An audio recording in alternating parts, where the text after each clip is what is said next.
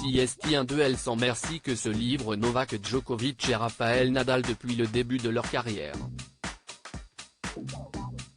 Si pendant longtemps le public n'a eu d'yeux que pour Roger Federer, qui a dominé le tennis mondial de la tête et des épaules pendant de longues années, le Serbe et l'Espagnol ont rapidement prouvé qu'il était au même niveau, sinon plus fort que le Suisse.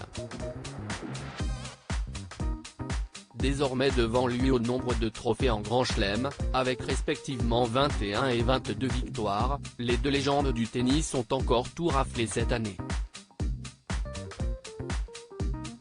Après les incroyables victoires de Rafa à l'Open d'Australie et à Roland-Garros, le jockey vient tout juste de remporter Wimbledon face à Nick Kyrgios lors d'une finale haletante. Un match de haut niveau, mais tout le monde espérait voir Rafael Nadal affronter Novak Djokovic en finale. Malheureusement, le mari de Siska Perello s'est blessé sérieusement au niveau des abdominaux et a été contraint à l'abandon. Un coup du sort qui a donc empêché un nouveau match de légende entre les deux rivaux. Mais à écouter Nikola Pilić, le mentor du Serbe, le match était déjà joué d'avance. Nadal n'a pas bien joué du tout sur ce tournoi. Il s'est battu aussi bien qu'il sait le faire, mais je ne pense pas qu'il aurait eu une chance de battre Djokovic en finale. J'en suis sûr, lance-t-il très sûr de lui dans une interview accordée à Sport Club. Djokovic est meilleur que Nadal et Federer selon tous les critères, voilà qui devrait faire plaisir à Rafael Nadal.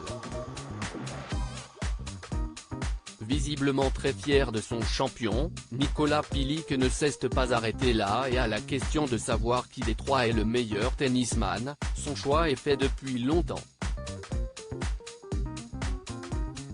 Djokovic est meilleur que Nadal et Federer selon tous les critères. Il a été le numéro 1 mondial pendant 374 semaines, ce qui est impressionnant.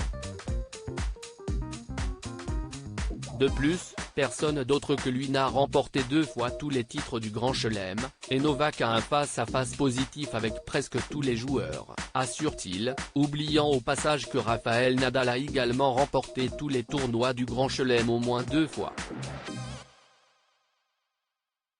Pas forcément le plus objectif, le mentor de Novak Djokovic conclut néanmoins en ayant une pensée pour l'Espagnol, véritable phénomène sur terre battue, il faut aussi tirer un coup de chapeau à Nadal. Pendant des centaines d'années, personne ne gagnera 14 titres à Roland-Garros comme lui.